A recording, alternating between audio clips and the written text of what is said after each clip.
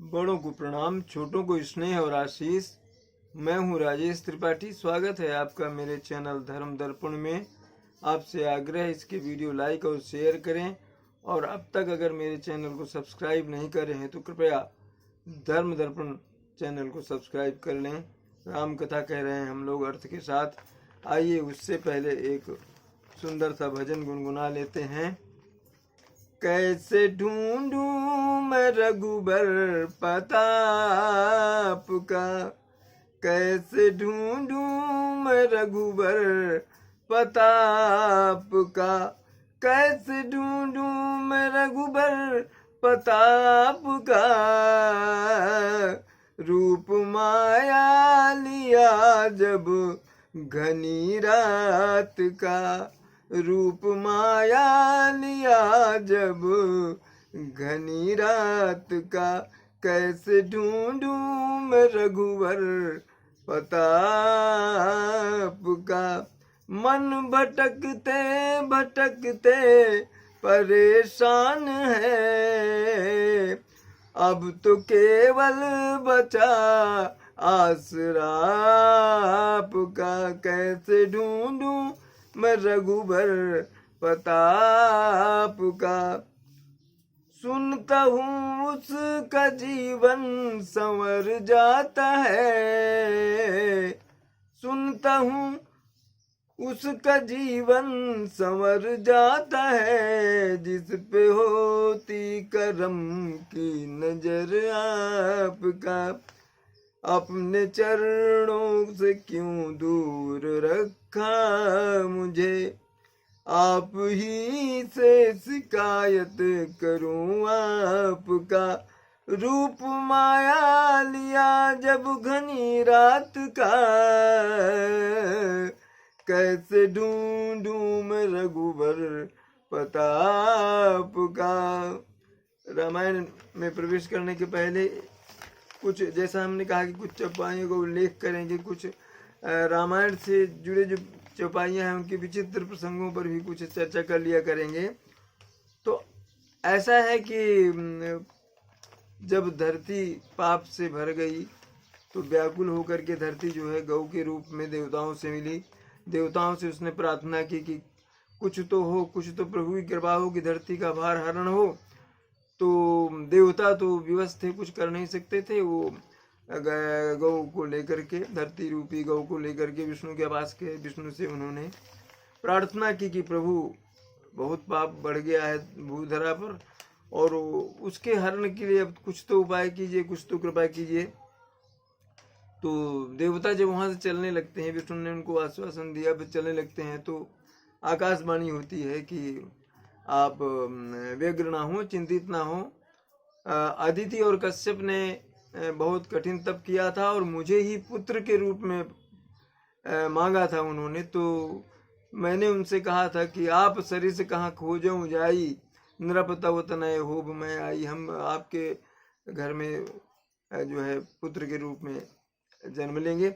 उस समय प्रभु ने जो आकाशवाणी से कहा कि जनि डरपहु मुनि सिद्ध सुरेशा, जनि डरपहु मुनि सिद्ध सुरेशा, तुम ही लागी धरी हूं नरवेशा। तुम्हारे लिए मैं नर अवतार लूंगा, मानव अवतार लूंगा। क्या कहा, कैसे?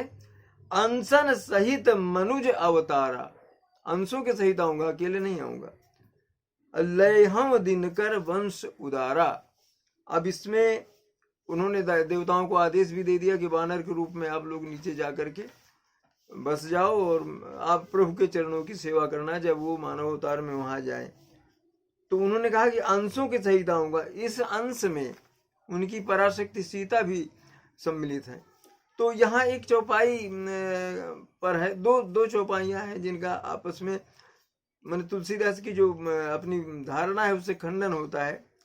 ये एक चौपाई तो आती है जब काकभूषण ने जो है वो गरुड़ को उपदेश दे रहे हैं। वो जब उनको मोह हो गया था कि उन्होंने प्रभु को नागपाश से छुड़ाया, तो शंकर के पास गए कि भाई मुझे अहंकार हो गया कि मैंने प्रभु को नागपाश से छुड़ाया, तो आप मेरा अहंकार हरिए। तो बोले नहीं, आपका ये कष्ट तो काकभुसुंडी ही दूर कर सकते हैं। तो जब वो चले गए तो पार्वती जी ने पूछा भी शिव से कि नहीं, ये तो आप भी कर सकते थे। तो वहाँ एक आता है कि खग जाने खगही की भाषा, ताते उमा मस्त करी राखा। बोले खग ही पक्षी ही पक्षी को अच्छी तरह समझाया जाएगा, समझा सकेगा, इसलिए मैं चुप रहा।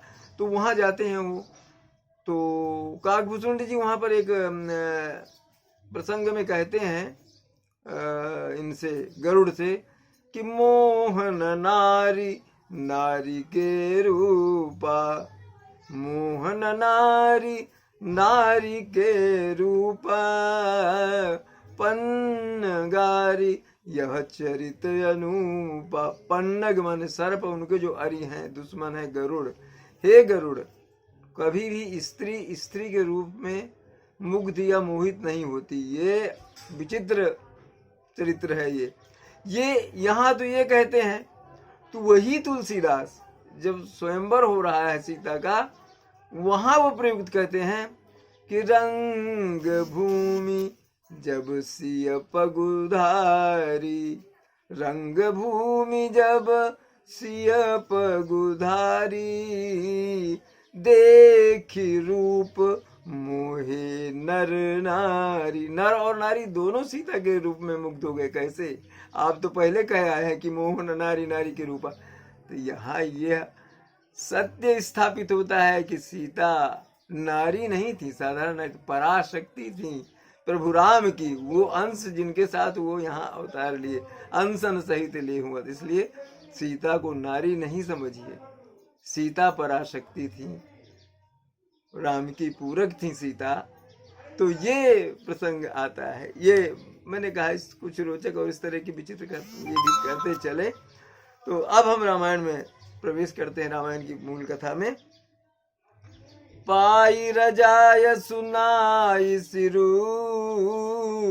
रथु अति वेग बनाई, गयउ जहाँ बाहर नगर, सिय सहित दो भाई। सुमंत जी ने रथ राजा की आज्ञा पाकर के, दशरथ की आज्ञा पाकर के रथ तैयार किया, उनको प्रणाम करके राजा जी को। और जहाँ नगर के बाहर सीता जी और दोनों भाई प्रतीक्षा कर रहे थे सुमंत्र जी की, वहां पहुंचे। तब सुमंत्र नृप वचन सुनाए, करि विनती रथु राम चढ़ाए, चढ़ी रथ सिया सहित दो भाई, चले हृदय अवधहि सिरुनाई। रथ लेकर के जब पहुंचे सुमंत्र जी, उन्होंने राजा के वचन बताए श्री रामचंद्र जी को, वही जो सीता जी को वापस ले आना अगर हो सके, और उनको जो है रथ पे चढ़ाया विनती करके। सीता सहित चढ़े दो भाई, दोनों राम लक्ष्मण और सीता जी जो है रथ पर आरूढ़ हो गए, सवार हो गए, और अयोध्या को प्रणाम करके, अपनी नगरी को प्रणाम करके चल पड़े वन के लिए। वन गमन कर लिया उन्होंने। चलत राम लखी अवध अनाथा, विकल लोग सब लागे साथा, कृपा सिंधु बहु विधि समझावही, फिरहि प्रेम बस पुनि फिर आवही। राम सीता और लक्ष्मण जो है, जब उनका रथ चल पड़ा, विकल अयोध्यावासी भी उनके साथ हो लिए। बार बार भगवान राम उनको समझा कर वापस भेजते हैं। वो थोड़ी दूर तो वापस लौट जाते हैं और फिर वापस रथ की ओर आ जाते हैं। लागति अवधि भयावन भारी, लागति अवध भयावन भारी, अमानहु काल राति अंधियारी, घोर जंतु सम पुर नर नारी, डर पही एक ही एक निहारी। राम और लक्ष्मण और सीता अयोध्या से क्या जा रहे हैं, अयोध्या भयानक लगने लगी, सुशोभित लगने वाली अयोध्या भयानक लगने लगी। ऐसे लग रहा था जैसे वहां काल रात्रि आ गई हो। घोर जंतु संपूर्ण नर नारी, और इस काल रात्रि में जो पुर के नर नारी हैं वो एक दूसरे को जैसे लग रहे हैं कोई बहुत भयानक जंतु हैं, एक दूसरे को देख रहे हैं और डर रहे हैं राम और सीता के ना रहने पर। अयोध्या इतनी डरावनी, इतनी काल रात्रि जैसी हो गई। घर मसान परिजन जनु भूता, सुत हित मीत मनहु जमदूता। अबायन बिटप बेली कुमलाही, बागन बिटप बेली कुमिलाही। सरित सरोवर देखी न जाए। घर शमशान जैसा लग रहा है प्रवासियों को, और परिजन जो हैं अपने परिवार के सदस्य उनको लग रहे हैं जैसे भूत हैं ये।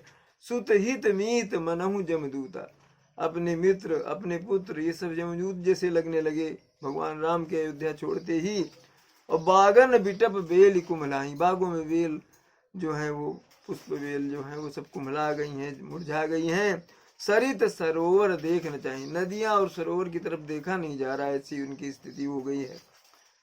हाय गय कोटिन केली युग, हाय गय कोटिन केली मृग, पुर पशु चातक मोर। अपिक रथांग सुख सारिका, सारस हंस चकोर।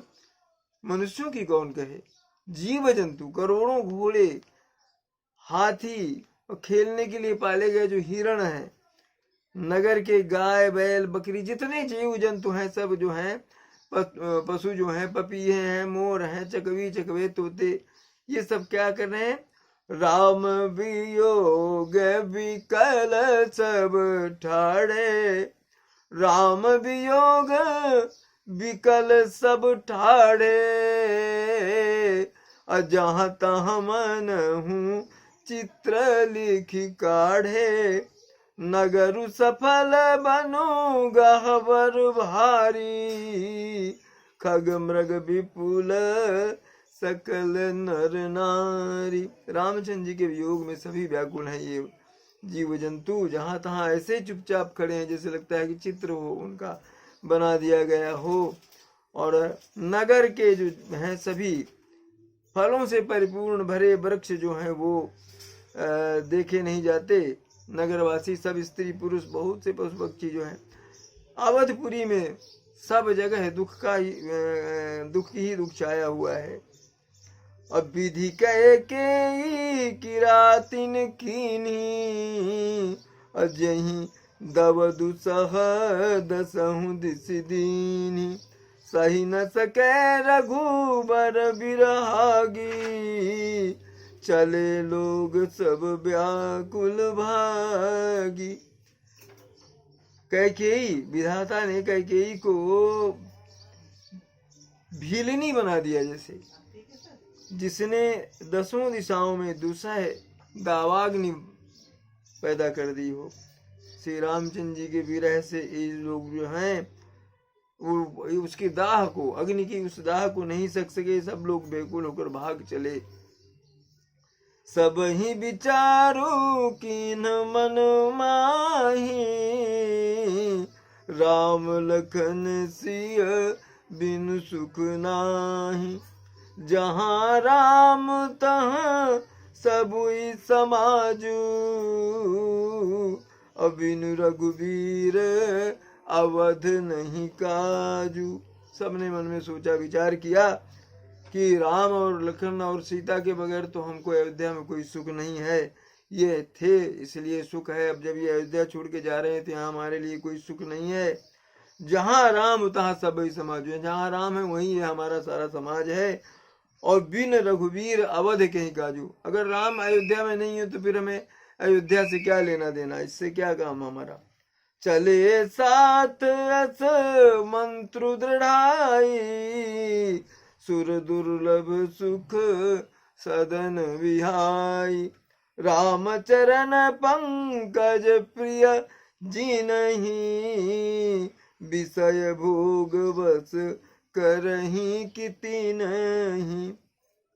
चले साथ अस मंत्र दृढ़ाई, ऐसा संकल्प करके मन में सब लोग जो है रामचंद्र जी के पीछे चल पड़े। सुर दुर्लभ सुख सदन विहाई, देवताओं को भी दुर्लभ है, ऐसे अयोध्या के अपने आवास अपने निवास को छोड़कर रामचंद्र जी के साथ चल पड़े। राम चरण पंकज प्रिय जिन्हीं, जिनको रामचंद्र जी के चरणों में प्रेम है, विषय भोग कभी उनको आकृष्ट नहीं कर सकते, अपनी तरफ खींच नहीं सकते। बालक वृद्ध बिहाई ग्रह लगे लोग सब साथ, तमसा तीर निवास किय प्रथम दिवस रघुनाथ, लखन सिय रामचंद्र शंकर उमा, बोलो भाई उमापति महादेव की जय, सब संतन की जय। कथा विसर्जन होत है, सुनहु वीर हनुमान, जो जन जहाँ से आए तहाँ करो प्रस्थान। जय जय श्री राम।